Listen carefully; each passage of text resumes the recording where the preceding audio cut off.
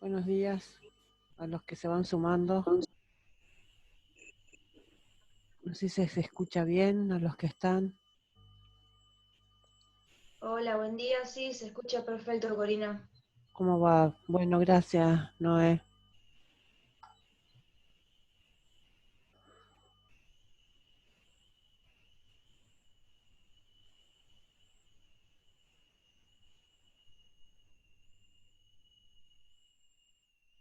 ¿Les llegó bien el... No sé si les llegó el correo, pudieron verlo por el foro, lo que yo publiqué? ¿Sí? ¿Por correo, por el foro o no sé qué hará? ¿Querés decir algo? Sí, no sé si se me escucha. ¿Se Sí, escucha? sí, perfecto. No, que llega por el foro. Ah, bueno, Sí, y por correo también. por correo. Sí, porque yo ayer no sé qué pasó que me decía el correo que me los vea como bloqueado, por eso les pregunto. No sé qué pasó, no entiendo. A mí me llegó el correo de la reunión de hoy. ¿Sí? Ah, Sí. bueno, bueno, ya van llegando, se van sumando.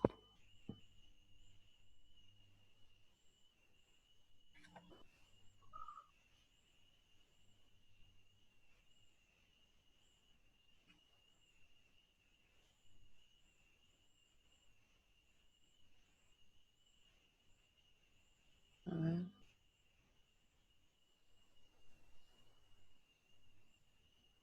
Faltan algunos, así que ya vamos a ver si empezamos. ¿Pudieron leer el foro también? Lo que vamos a trabajar hoy, todo. Ok,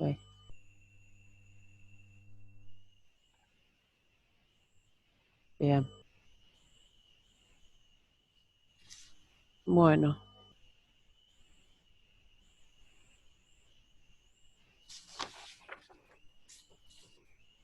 sí, no hay problema. Los que puedan entrar por el celular o lo que sea, ustedes cada uno sabrá cómo se puede conectar. Total, después yo siempre les envío el link para la clase que estamos grabando también. O sea, si quieren revisar a los que no pueden ver en este momento, lo que sea, no hay problema. Y si no, me consultan por correo, cualquier inconveniente que tengan. Pero están todos, la mayoría no los veo. A una fotito, ustedes son tres así con los demás no ponen. Me gustaría que pongan camaritas si pueden, los que no tienen lo posible.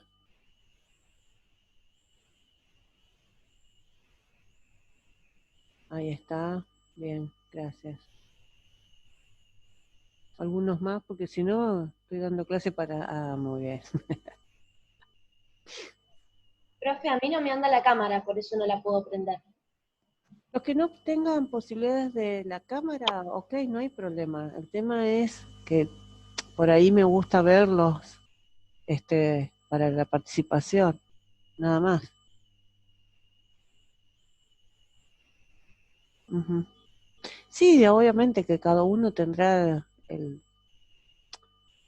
son las posibilidades de soporte técnico de cada uno, eso estamos de acuerdo, pero los que puedan, me gustaría que, porque si nosotros que no tenemos presencialidad, ver un cosito negro y solamente voces es,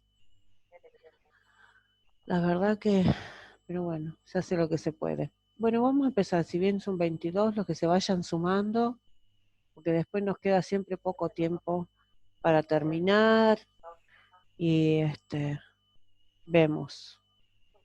Bueno, yo como puse ahí en el foro y les mandé también por correo, me gustaría terminar de hablar de lo que le puse ahí en el foro del proyecto educativo de la generación del 80,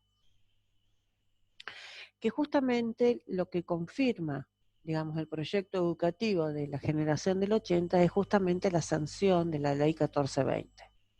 ¿Sí? uno lo podría pensar a este proyecto educativo de la generación del 80, lo tenemos que ubicar obviamente a finales del siglo XIX. Ese proyecto de la, digamos, ¿quiénes son los protagonistas del proyecto educativo de los 80? Justamente los hombres de la generación de los 80, ¿sí?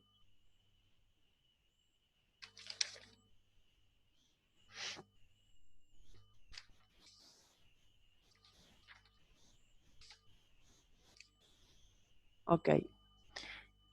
También tenemos que pensar que con eso, con este proyecto, tenemos que hablar de que se luce el republicanismo, digamos. En lo económico, obviamente, se afianza el liberalismo desde el punto de vista de lo económico, se consolida, digamos, el régimen conservador liberal. Pero ¿qué es lo que piensan esta generación del 80 de lo que es la educación? ¿Qué es lo que ellos, qué suponen que es para ellos o cómo piensan a la educación? La generación del 80 la educación la piensa como ese agente fundamental del cambio social.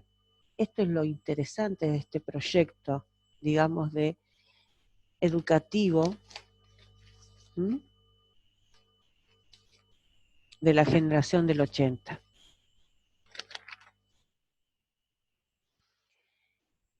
También tenemos que pensar que en ese proyecto educativo tenía una fundamentación filosófica. ¿Cuál era la fundamentación filosófica?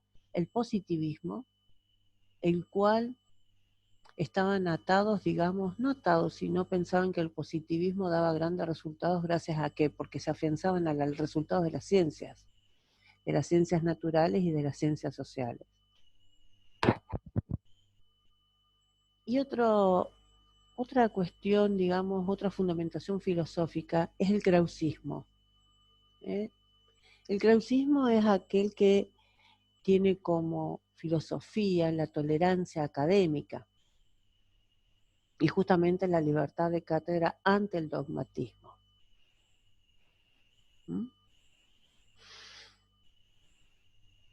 Entonces, pero también en ese proyecto educativo, fíjense que la educación la toman como una agente redentora, digamos, como algo redentor de qué, de la ignorancia y de la opresión política.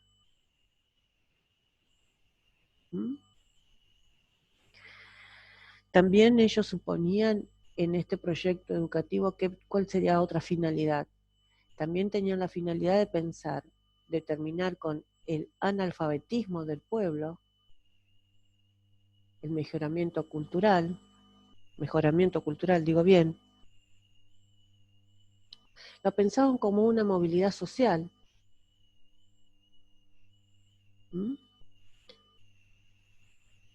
Obviamente el aseguramiento de la unidad nacional, acuérdense lo que estuvimos hablando, que es lo que pasaba en ese momento con las oleadas inmigratorias. Entonces también tenían en ese proyecto educativo de la generación del 80 la unidad nacional, y también tenían, digamos, ellos querían, ya se vislumbraba un acontecer democrático, ¿sí? Bien, ahora, ¿cuál fue, como quien dice, eso sería como ellos piensan como este aspecto positivo? ¿Cuál sería el aspecto negativo, digamos, de este proyecto educativo? Digamos, el descuido de la enseñanza técnica, el descuido de la enseñanza técnica.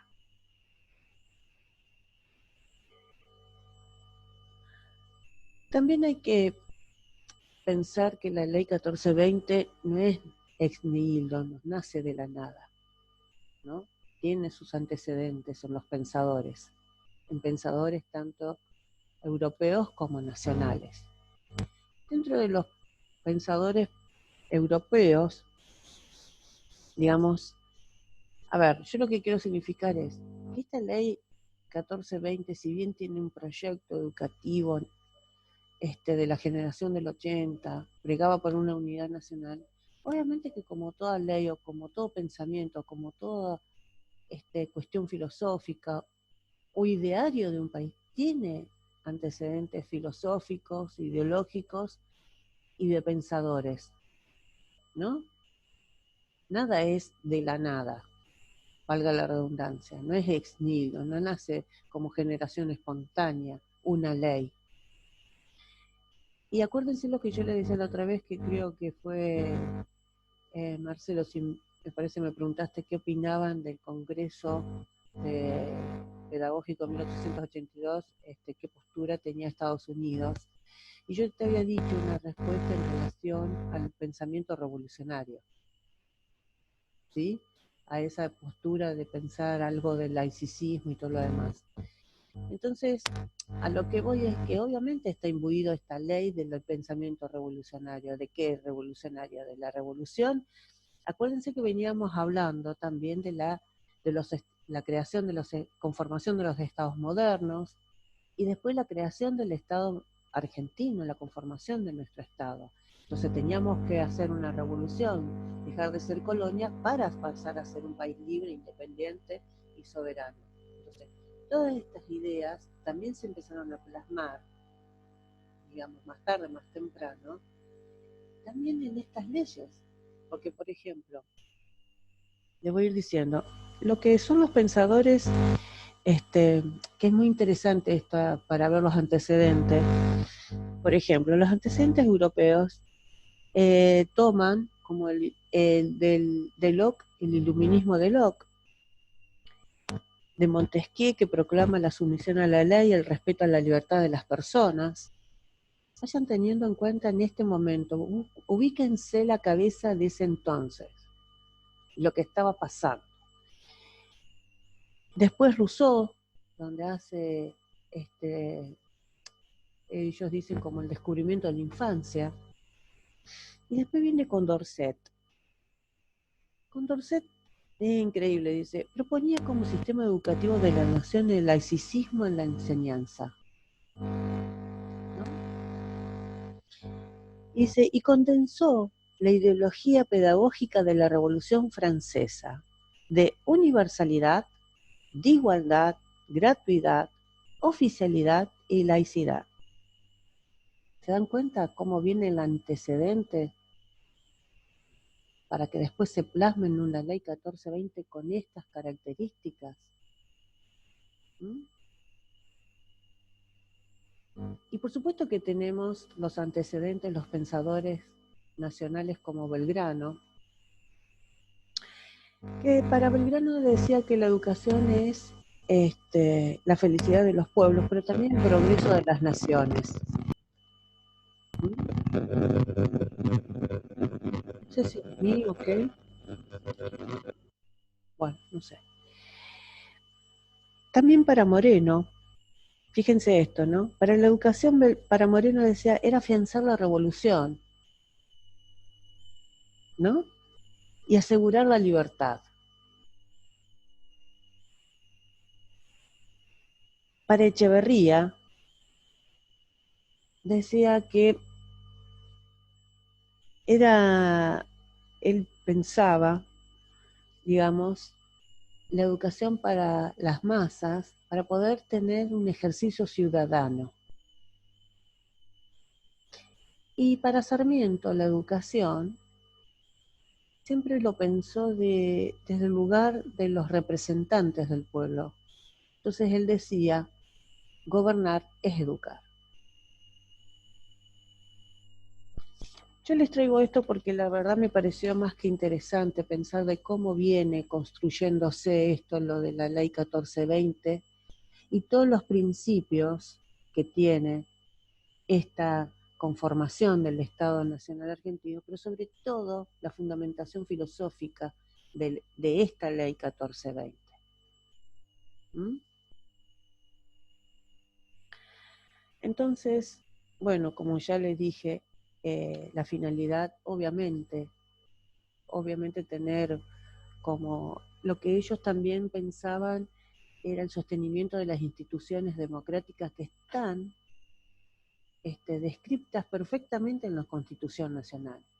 ¿Mm? Las instituciones republicanas y democráticas. Acá yo quiero dejar, para que a ustedes les quede claro algo. Fíjense que ellos hablaban de la libertad en contra del dogmatismo, ¿no? Por eso tomaron al krausismo, ¿no? Era en contra de la libertad académica. Ya viene gestándose esta libertad académica. Evidentemente, obviamente. ¿Contra quién? Contra el poder que tenía la Iglesia. ¿Mm? Por eso el laicismo. Por eso la libertad académica y estar en contra del dogmatismo. Pero creo que son las bases también que sientan la libertad académica para todo dogmatismo. Esto es lo que quiero que queden claro, no solamente en contra del dogmatismo o de la doctrina de la Iglesia. Y después, me parece que es interesante pensar también otras conclusiones que pensó, digamos, el Congreso Pedagógico, que esto es, cuando se habla de un proyecto, acá las conclusiones del Congreso Pedagógico les va a quedar bien claro cuando se habla de un proyecto, ¿no? Primero que, fíjense, una de las conclusiones del proyecto que es fundamental, ¿cuál fue?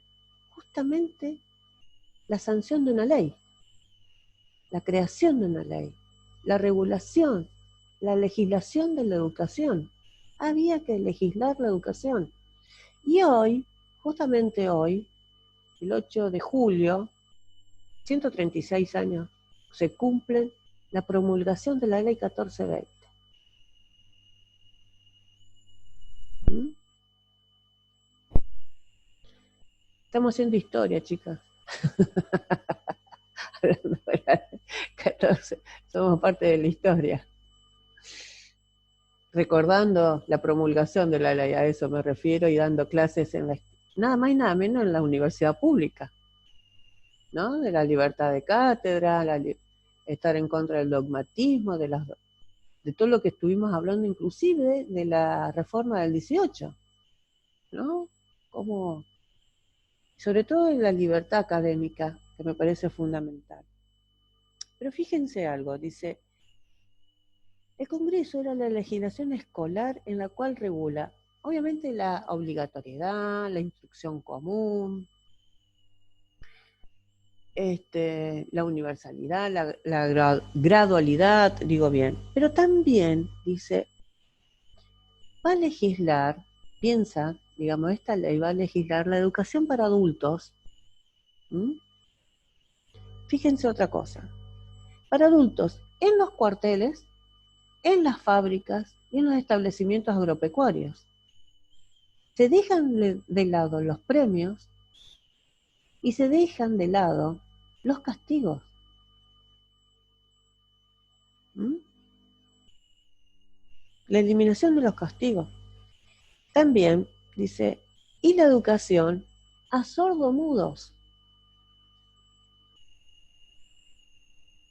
Entonces, eso es la educación popular, esa es la de instrucción común y pública.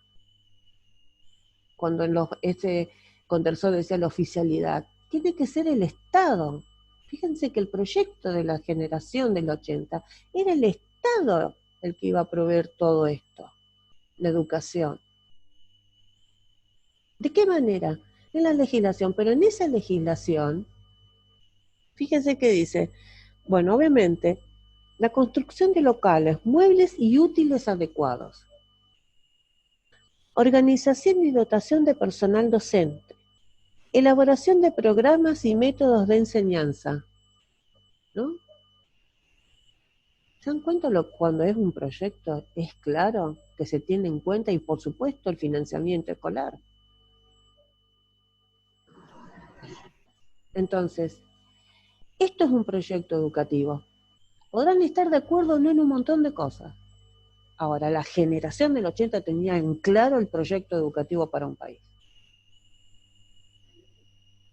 iba a hacer tantas escuelas, cada tantos habitantes, con este inmueble, con estos útiles, con esta organización, con estos profesores, con esta formación y con este financiamiento. Se sabía dónde, cómo y cuándo y en dónde y pa. Eso es un proyecto claro. ¿Se entiende lo que es un proyecto de país? Después podemos discutir todo lo que ustedes quieran, pero lo que tenía el proyecto es decir, la unidad nacional se logra con las políticas educativas. ¿De qué manera? Con la educación universal, popular, común, para todos, niños y niñas. ¿Con qué? Con estos docentes, con este programa, con estos útiles adecuados. No había improvisación. Entonces, eso es lo que yo quería transmitirles, digamos, para ir ya finalizando esto, para empezar a hacer una introducción a lo que es la crisis de los años 30, pero eso lo vamos a ver si lo podemos hacer al final, porque yo quería que ustedes tengan en mano y que puedan rastrear con la ficha, teniendo en cuenta la ficha de Puebla, esos instrumentos del Estado, en lo cual pueden dar cuenta las políticas educativas. La misma ley les puede dar cuenta, rastrear esos instrumentos en la misma ley 1420. Busquen el que quieran. No sé si tienen la ley en mano y la ficha, pero busquen el que quieran. Por ejemplo, vamos a suponer, eso lo tendrían que hacer ustedes, ¿no es cierto? Pero vamos a suponer, yo les voy a dar un ejemplo. Discúlpame, Corina, ¿podrías repetir rastrear qué? Que justo se me entrecortó. Los instrumentos de políticas educativas o los instrumentos que tiene el Estado como políticas educativas en la ley 1420. Antes de empezar, no sé, Noelia, si vos querés agregar algo o aportar algo, así ya los chicos, y les doy un ejemplo como para que se ubiquen a qué es lo que estoy queriendo buscar. Que ustedes busquen, no yo. No, para mí todo lo que dijiste estaba bien explicado, no creo que haga falta de dar más nada. Bueno, perfecto, entonces, gracias, Noelia. Vamos a suponer, si ustedes tienen en mano la ley 1420, vayan al artículo 6. 6.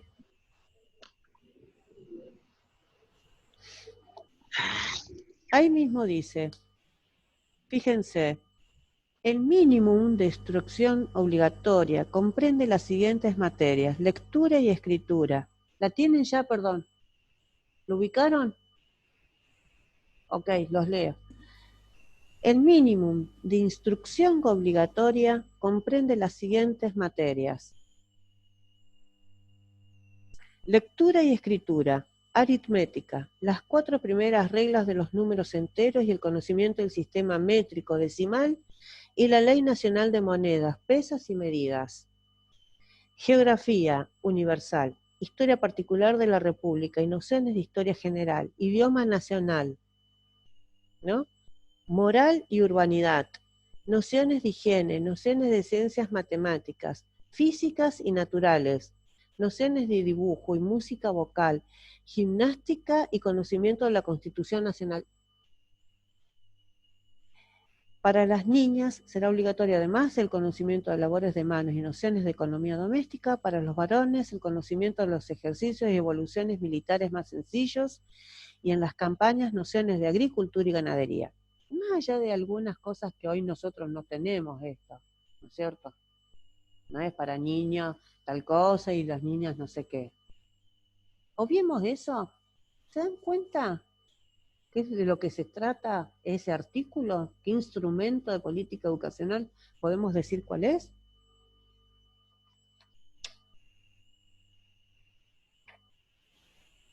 Eso lo ponen ahí. A ver. Estructura académica. Sí, pero aparte, vos fíjate, Marcelo, que además de eso, fíjense lo que decía Caín, genial. Dice, Conocimiento de la Constitución Nacional. ¿Cuándo? En la primaria estamos ya hablando, ¿eh? ¿Se dan cuenta cuando yo les decía que una de las finalidades era sentar las bases de las instituciones republicanas y democráticas que estaban descriptas y consagradas en la Constitución Nacional? Acá les quedó clarito. Conocimiento de la Constitución Nacional. ¿Por qué? Porque cuando se habla de ciudadanía, es por el ejercicio de los derechos y obligaciones. Esto es lo que estamos diciendo. Y esto puede ser en 1880 como hoy. El ciudadano tiene más que ver con la democracia, con la república, con el ejercicio de sus derechos y obligaciones. Exactamente. Vamos a otro, vamos a suponer, vayan al capítulo 2 de la ley. Ahí está clarito. Empieza, matrícula escolar, registro de asistencia, estadísticas o estadística de las escuelas y censo de la población escolar. Expansión de la matrícula. ¿Cuál es? Instrumento es. Más clarito. Y fíjense, pero es clarísimo, dice, anualmente se abrirá en cada distrito escolar un libro de matrícula destinado a inscribir el nombre, edad, sexo común, comunión de sus padres, domicilio y demás indicaciones, El certificado de matrícula será expedido gratuitamente por el Consejo Escolar del Distrito. ¿Se dan cuenta quién otorga, quién no otorga, cómo se hace el censo? Esperá. Se debe matricular anualmente. Después el capítulo 3 habla del personal docente. ¿Se acuerdan de los instrumentos de la organización, de la administración y todo lo demás? De la expansión de la matrícula. Después tenemos, a ver,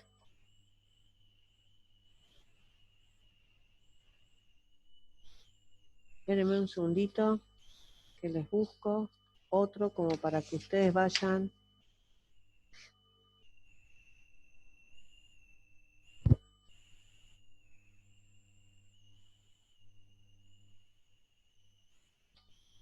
Esperen,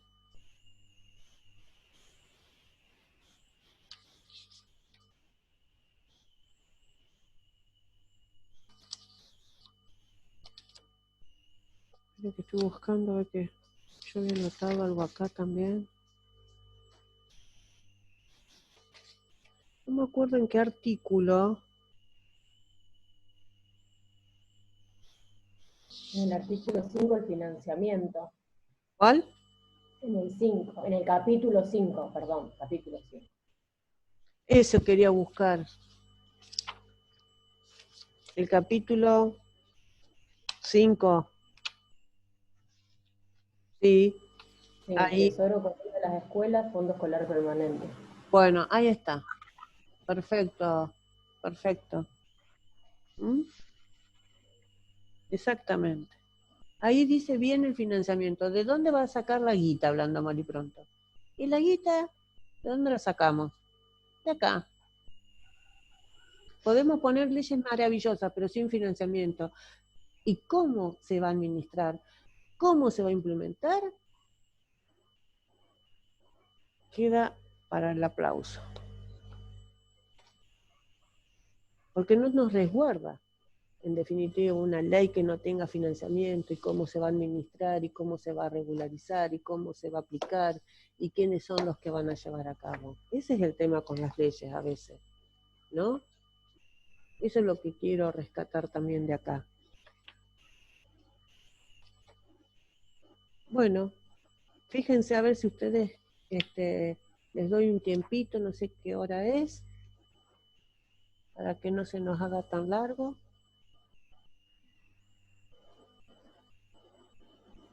Y quedan menos de 10 minutos para que termine la reunión y tengamos que volver a abrir. Bueno, está bien, quedan menos de 10 minutos. A ver si pueden hacer ustedes algún rastreo, quienes pueden participar dentro de esto. Quiero que hagan este rastreo, esta articulación. Fíjense a ver quiénes se encontraron. Sí, ¿quién habla? Podría ser, Antonella, podría ser en el capítulo 7 que habla de las bibliotecas populares también esta cuestión del financiamiento. Que en una parte dice instalar la biblioteca en un paraje central y en edificio con capacidad suficiente. ¿Podría relacionarse con eso? Sí, también, porque habla de la subvención.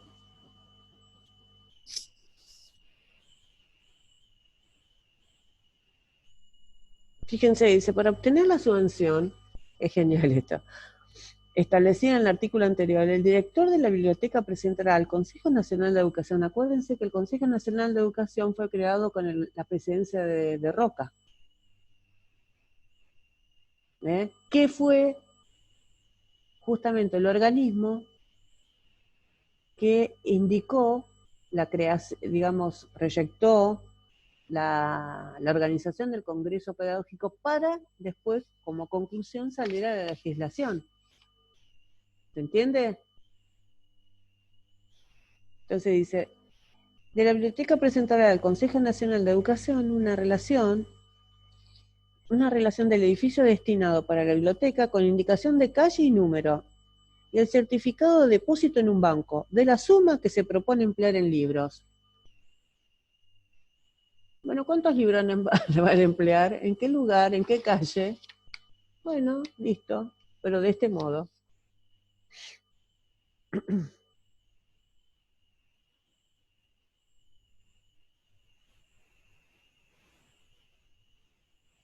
Ya les digo, después podemos analizar, pero yo lo que quiero es que esta ley es una organización clara, pero aparte fíjense, a ver en el artículo 49. ¿Me escuchan?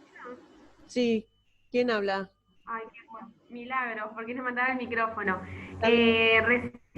Recién estaba viendo en el capítulo 9 de disposiciones complementarias el artículo 74, donde dice que el Consejo Nacional de Educación procederá a establecer para los fines de esta ley la división de la población nacional en distritos, numerándolos sucesivamente y ubicando entre ellos, a medida que sea posible, las escuelas a que cada vecindario tiene derecho.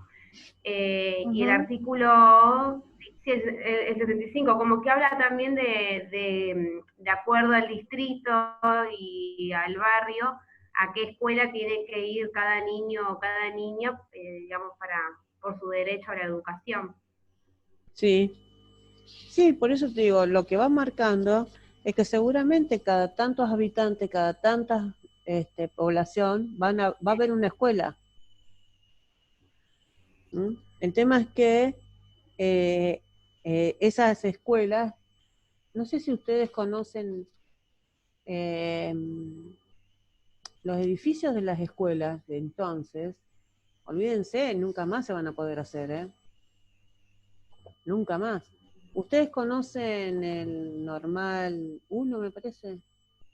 De acá de Rosario, las escuelas, alguna escuela Normal 2 o cuál conocen? El Nacional también. ¿Cómo? Uy, perdón. No, que decía que también el Nacional es uno de los colegios más antiguos de la ciudad de Rosario y también muestra toda la arquitectura de la época, cómo se dispuso el financiamiento, la forma en la que se ordenaron. También muestra mucho esto el Colegio Nacional. Una de las cosas más lindas que tiene es cómo está organizado, cómo se muestran los símbolos patrios, cómo se muestra la escarapela, cada una de las personas que intervinieron, el nombramiento de cada una de las galerías, tienen un nombre de un prócer. Cada una de esas cosas también hacía el ideal de cómo construir esta nación argentina, que eso es una de las cosas más interesantes cuando ustedes ven cómo están armados estos colegios. Sí, busquen. A ver si... Yo fui a la Escuela Normal de Gualeguay y bueno, después me mudé a Concepción del Uruguay, y la Escuela Normal de Concepción del Uruguay son 2 cuadras enteras, enormes, y ese predio no lo tiene ni la de Gualeguay, que la comparte con una escuela comercio. y son monumentos históricos, digamos, estas escuelas normales. La de Rosario no se está dividida con la plaza, por lo cual no es igual el tamaño de Concepción, pero sí, esos edificios no sé, no creo que se vuelvan a hacer. No, jamás, jamás, jamás, jamás. No, no. Fíjense en el, gracias, Milagro, en el capítulo 6 habla directamente de dirección y administración de las escuelas públicas, ¿eh? Todo lo que tenga que ver con lo administrativo, la dirección y todo lo demás. Después quiero ver si... sí, Profe, en la primaria Belgrano de acá de Rosario se sigue sosteniendo esta cuestión de la ubicación, que si no vivís a ciertas cuadras a la redonda, los chicos, digamos, no son aceptados a la escuela por una cuestión de ubicación. sí, Se sigue haciendo todavía. sí, eso es verdad, pero el tema, ¿sabes cuál es? Que cuando vos, eso es porque ya lo tenéis instalado y querés que el alumno de radio tenga como prioridad. El tema es que cada tanta población se pone una escuela. Eso es lo que estoy diciendo, que la construcción del edificio tenía en cuenta que la cantidad de la población, entonces ahí vamos a poner una escuela, con estos edificios, con estas características. Yo lo que quiero es si ustedes me pueden ayudar a encontrar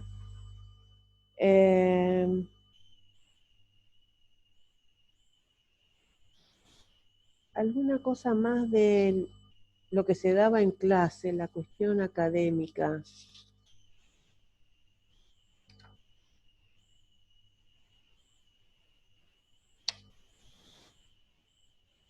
Porque no me acuerdo si era esta ley o cuál es la que yo leí. Espérenme.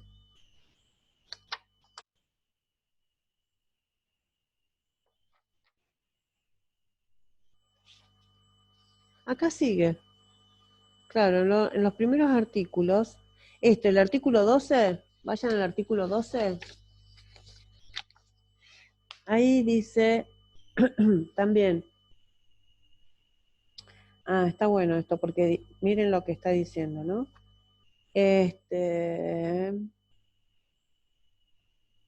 Porque dice, el artículo 11 dice, además de las escuelas comunes mencionadas, se establecerán las siguientes escuelas especiales de enseñanza primaria. Uno o más jardines de infantes en las ciudades donde sea posible dotarlo suficientemente. Donde sea posible dotarlo suficientemente. ¿Mm? No pueden poner un edificio y después a la buena de Dios. Eso por un lado. Y después dice, escuelas para adultos en los cuarteles, guarniciones, buques de guerra, cárceles, fábricas y otros establecimientos donde pueda encontrarse ordinariamente reunido un número cuanto menos de 40 adultos ineducados, dice. Escuelas ambulantes en las campañas, donde por hallarse muy diseminada la población no fuese posible establecer con ventajas escuelas fijas. Fíjense hasta dónde quería llegar el Estado. ¿Vieron cuando ya la presencia del Estado? Bueno, mira, te hago acá, pero si no también voy a lo rural, voy a los cuarteles, pero también si no puedo, voy en forma ambulatoria. Fíjense. Y una pregunta. Sí.